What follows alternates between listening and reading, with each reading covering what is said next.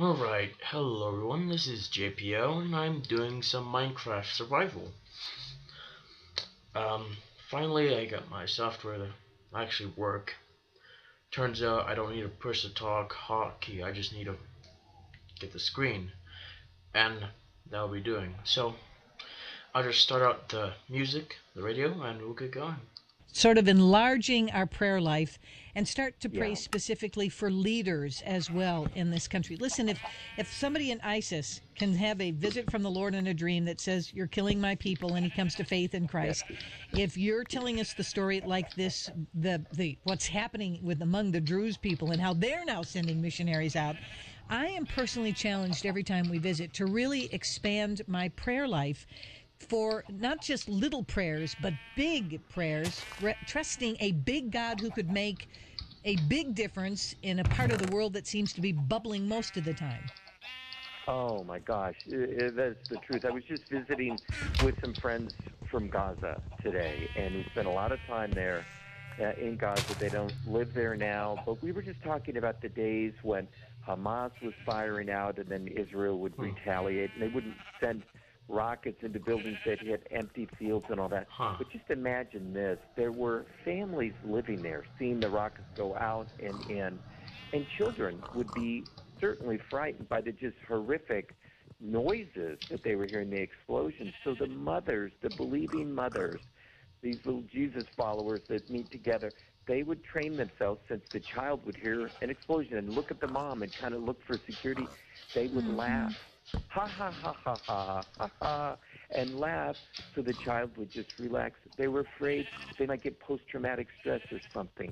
Can you imagine raising your children in that kind of mess and loving Jesus in the midst of it? Unbelievable. But what credit to those mamas to try to do all that they can to protect their babies' hearts in the midst of all of that. Just unbelievable. Well, you talked about Gaza. That's where I want to go when we come back. And I want you to talk to me about Hamas and ISIS and whether or not both are having an impact on the Palestinian people in the area of Gaza. Israel, of course, just announcing that they're going to release a report from 2015 about the interaction between Israel and Gaza. I want to get your take on all of this if I can. Tom Doyle is with us. If you'll go to In the Market with janetparshall.org, you can learn about the great work that Tom does. 8:38. If you are not liking that Facebook page, you are missing some pretty important stuff.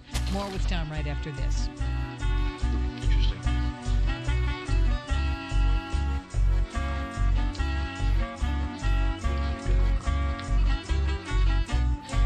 Just to kill some more pigs. Hi, I'm Crawford Loritz with a legacy moment. When I was growing up, one of the big no-nos around our house was to complain about what Mom cooked for dinner. You see, my parents grew up during the Great Depression, and whenever there was a hint of complaint, they reminded us there were times they didn't have meat to eat, and they were grateful for a pot of beans. A piece of fruit was a luxury. Well, generally speaking, not always, but generally speaking, the more we have, or the more we've been exposed to, the less grateful we are. We begin to view life with a sense of demand, an entitlement perspective.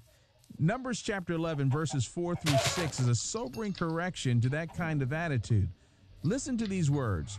The sons of Israel wept again and said, "Who will give us meat to eat? We remember the fish we used to eat free in Egypt, the cucumbers and the melons and the leeks and the onions and the garlic. But now our appetite is gone. There's nothing at all to look at except this manna." God had miraculously provided manna for them in the wilderness. They conveniently forgot they had been slaves. They seemed to say, "I want to go back to that Egyptian all-you-can-eat buffet line again." Well, some time ago, I heard a wonderful message from Pastor Bob Russell on the grace of gratitude. He said to cultivate an attitude of gratitude, we must first acknowledge that everything we have comes from God. 2, visit with and minister to people who have less. And then 3rd, avoid grumbling and complaining like the plague. Don't even go there. Then number 4, express thanks frequently for what God has done for you. Here's what I want you to remember today. God has been good to us. Whatever He provides, food or otherwise, should be embraced with thanksgiving. Join Crawford Loritz tomorrow for another Legacy Moment.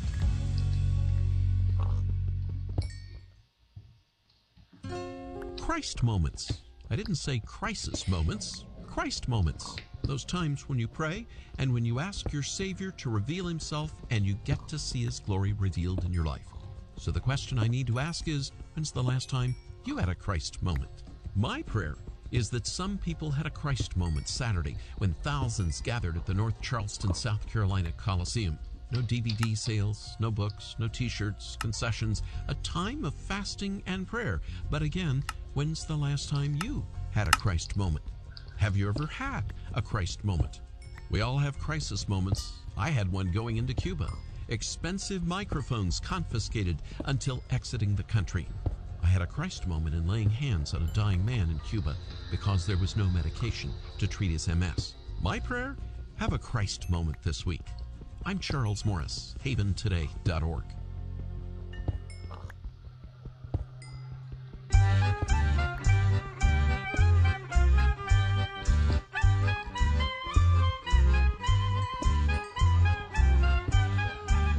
The Israeli government has issued a report into last year's war in Gaza, which says its military did the utmost to avoid civilian casualties.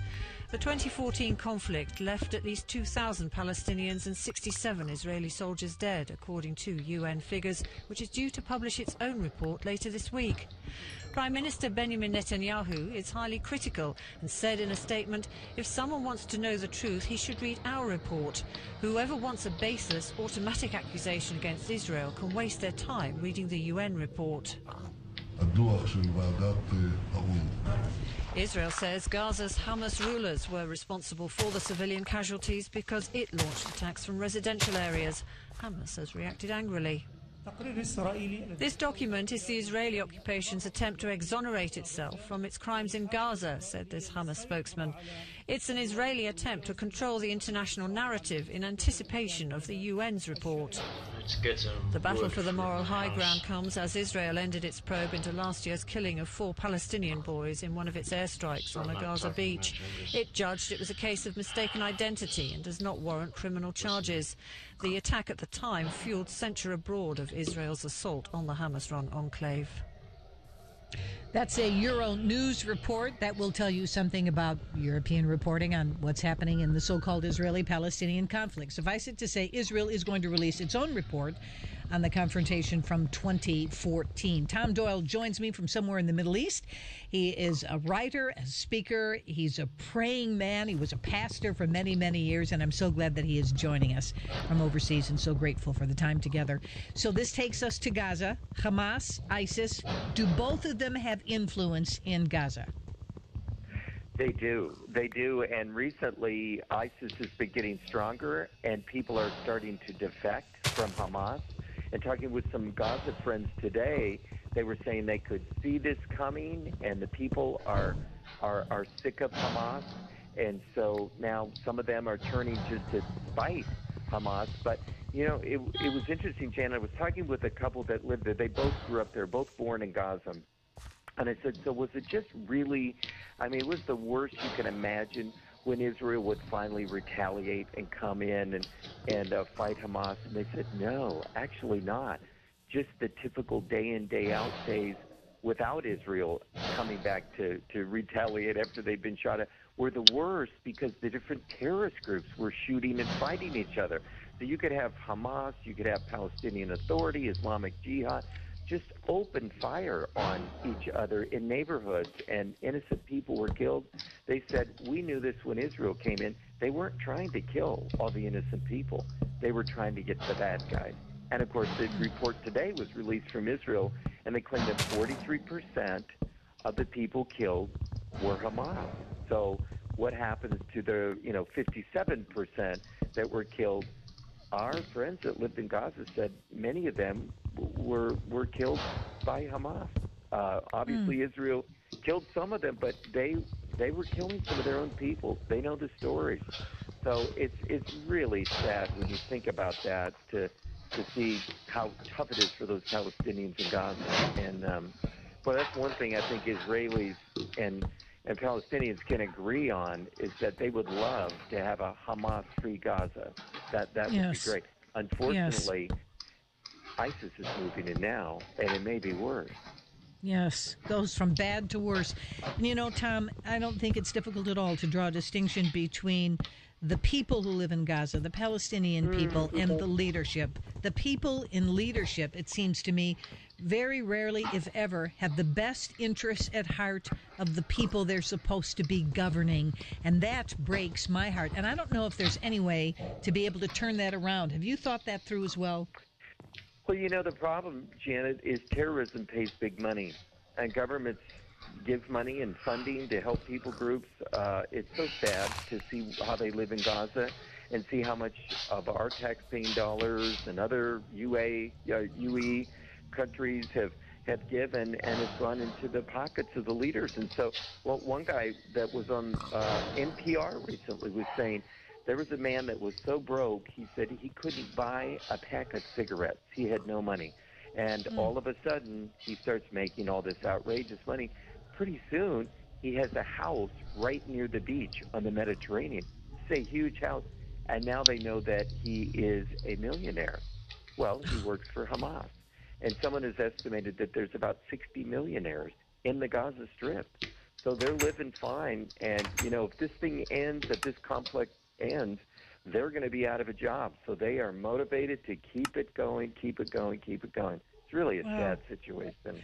And stark dichotomy, Tom. Some of my impressions of Gaza were people literally living under pieces of cardboard pushed up against a cinder block building. So how do you have that many millionaires in Gaza when people are living in abject poverty? I mean, it's not that big a piece of land to begin with.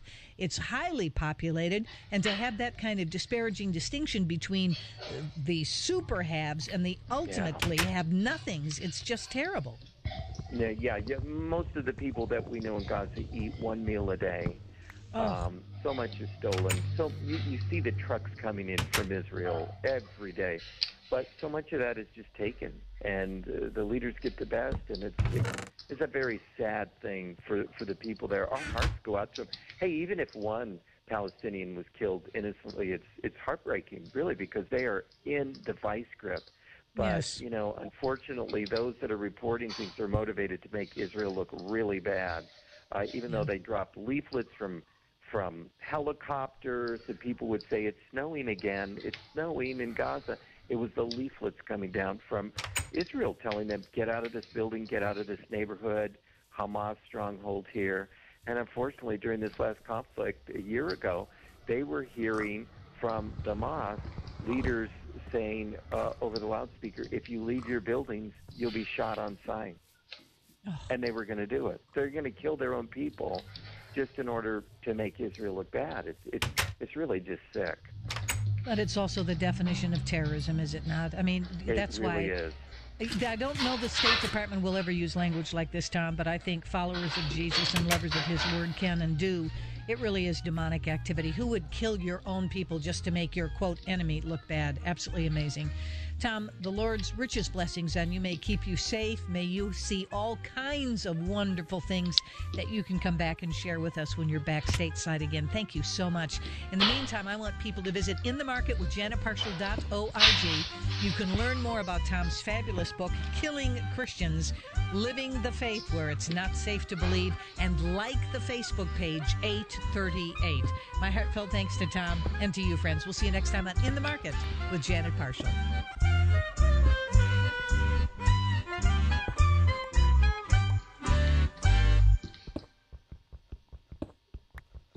Even though Americans have shown they're not really interested in organized religion, more than 70% say they believe in God.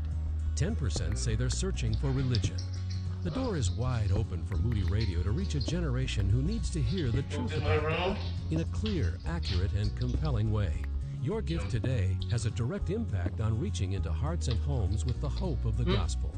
Call 1-800-DL-MOODY or visit moodyradio.org. You're familiar with the names and voices of Moody Radio. Well, now you can get even more from some of your favorite program hosts, as well as news, resources, and additional biblical encouragement every month. Visit us online for the monthly newsletter called Uplift. It's a great way to stay up to date and get the most out of Moody Radio.